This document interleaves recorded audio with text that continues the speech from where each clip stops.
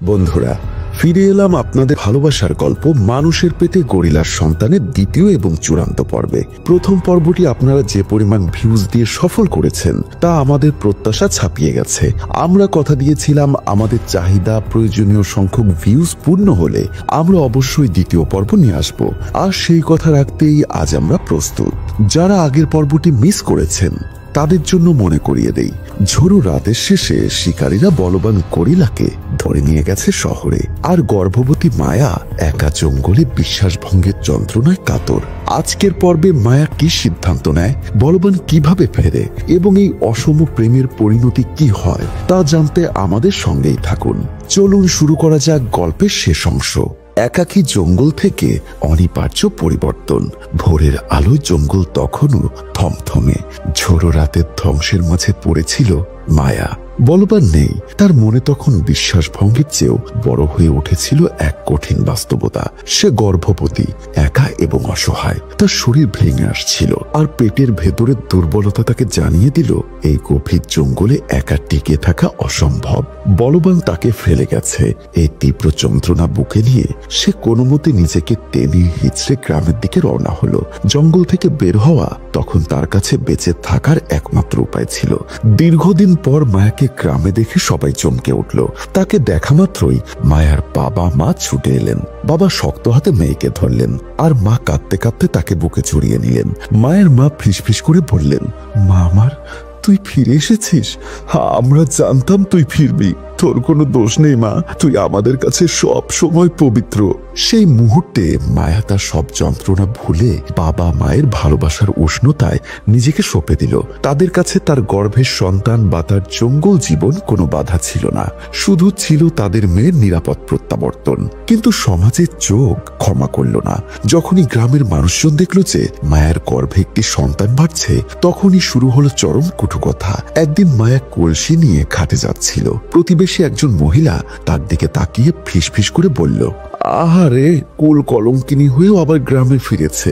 জানোয়ারের পেটে সন্তান নিয়ে লজ্জা হয় না? ওর মা বাবারও তো সাহস বলিহারি, এমন মেয়েকে ঘরে রেখেছে। পাশেই দাঁড়ানো একজন পুরুষ কঠোর কণ্ঠে বলল, এটা অনাচার। এই সন্তানের জন্ম হলে গ্রাম অপবিত্র হবে। এই লজ্জাকে বয়ে বেড়ানো উচিত নয়। মায়াকে এক্ষুনি দূর করে দেওয়া উচিত।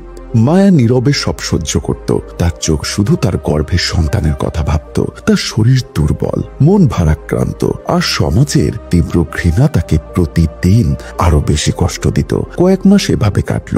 অসহ্য মানবিক চাপ এবং ঝড়ের রাতে ভিজে যাওয়ার কারণে তার শরীর ভেতরে ভেতরে দুর্বল হয়ে পড়েছিল। একদিন উঠোনে কাজ করতে করতে মায়া হঠাৎ জ্ঞান হারালো। তাকে দ্রুত গ্রামের কবিরাজ বা ডাক্তারের কাছে নিয়ে যাওয়া হলো। ডাক্তার যখন জানালেন যে অতিরিক্ত মানসিক চাপ, অপুষ্টি এবং কয়েক মাস আগে সেই প্রচন্ড ঝড় বৃষ্টিতে ভিজে ঠান্ডা লেগে যাওয়ার কারণে মায়া তার অনাগত সন্তানকে হারিয়েছে, তখন মায়ার ভেতরের শেষ ভরসাও ভেঙে গেল। সন্তান হারানোর যন্ত্রণার সঙ্গে যুক্ত হলো এই কঠিন সত্য। এই ক্ষতিটা সেই রাতেরই ফল, যেদিন বলবান তাকে একা ফেলে গেছিল। যদিও সে পরিস্থিতির শিকার ছিল, বলবান তাকে বাঁচানোর পরিবর্তে তার সবচেয়ে বড় ক্ষতির কারণ হলো। সন্তানকে হারিয়ে মায়া যেন পাথর হয়ে গেল। সে তার বলবানকে ভালোবাসার চোখে দেখতে পারল না। তার মা বাবা এবং আপন জনেরা তাকে নতুন করে বাঁচতে শেখালেন। এই কঠিন সময়ে তার পাশে এসে দাঁড়ালো রাখাল। রাখাল গ্রামের সহজ সরল এক যুবক, যে ছোটবেলা থেকেই মায়াকে পছন্দ করত। মায়ার কষ্ট দেখে তার সহানুভূতি জাগলো। সে সমাজের কোনো কথায় কান্না দিয়ে মায়াকে বিয়ে করার প্রস্তাব দিল।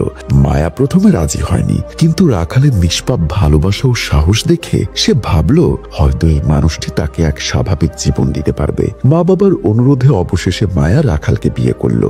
রাখাল তাকে সম্মান দিল, ভালোবাসা দিল এবং তার জীবনে এনে দিল হারানো শান্তি। গ্রামের মানুষজনও ধীরে ধীরে শান্ত হলো। মায়ার জীবনে আবার বসন্ত এলো। অন্যদিকে শিকারীরা আহত বলবানকে নিয়ে গেছিল শহরের এক বিশাল চিড়িয়াখানায়। বলবানকে শক্ত লোহার খাঁচায় বন্দী করে রাখা হয়েছিল।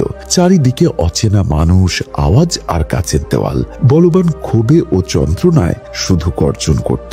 তার কাঁধের ক্ষত শুকিয়ে যাচ্ছিল, কিন্তু তার ভেতরের কষ্ট দিন দিন বাড়ছিল। বন্দী অবস্থায় সে শুধু মায়ের কথা ভাবত।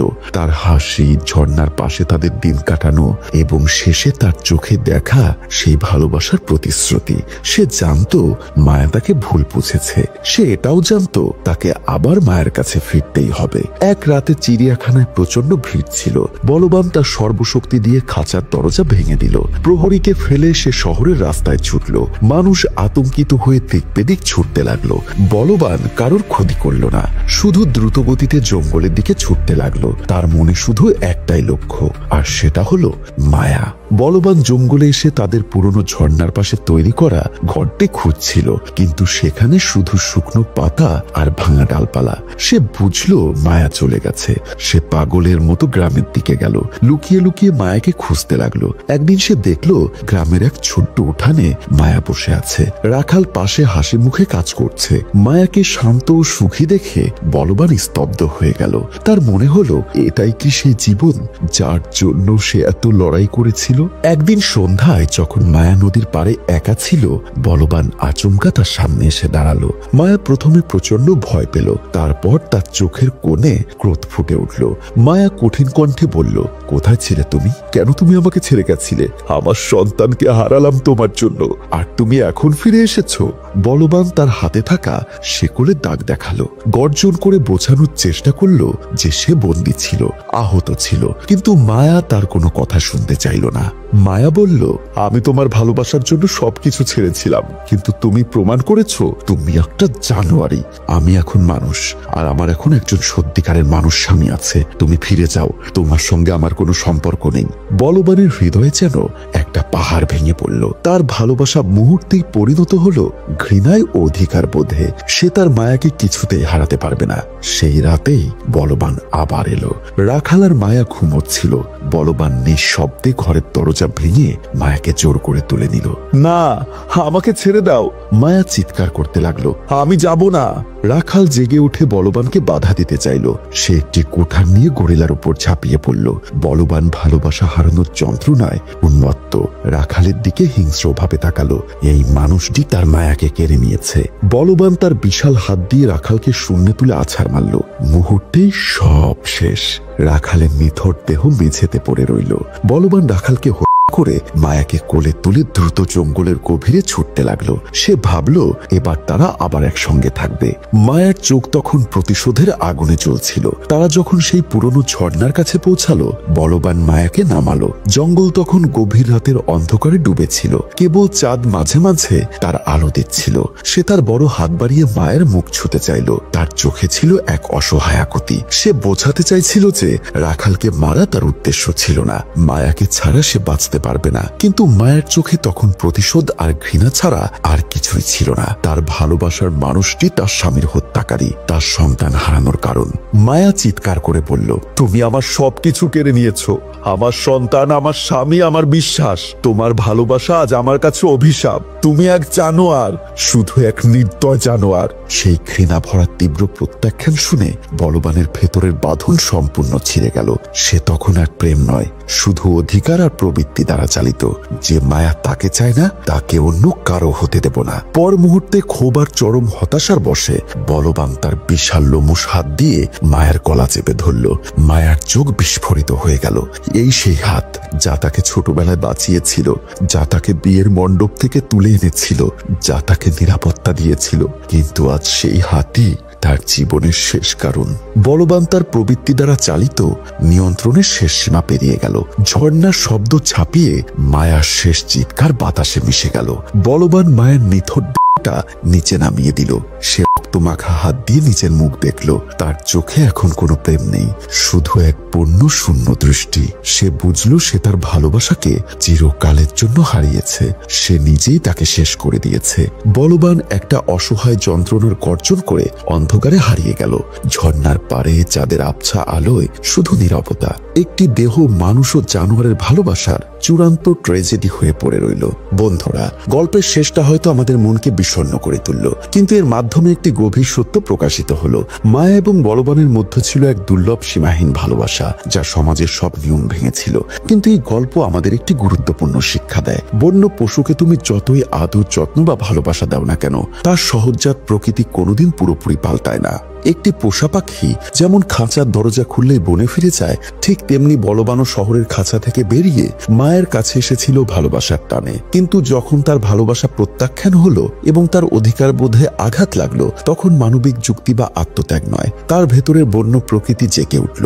ভালোবাসার জন্য সে একজন মানুষকে হত্যা করলো এবং শেষে সেই ভালোবাসা যখন তাকে ফিরিয়ে দিল, তখন সে তার শেষ মানবিকতাটুকু হারিয়ে ফেলল। মায়া তার ভালোবাসার মানুষটিকে মানুষের চোখে দেখলেও বলবান শেষ মুহূর্তে তার পশুর প্রবৃত্তি প্রমাণ করল। এই ট্র্যাজেডি আমাদের মনে করিয়ে দেয়, ভালোবাসার যতই গভীর হোক না কেন, মানুষ ও প্রকৃতির মধ্যে একটি অদৃশ্য সীমারেখা সবসময় বজায় থাকে, যা পেরোলে অনিবার্যভাবে কেবল ধ্বংসই আসে।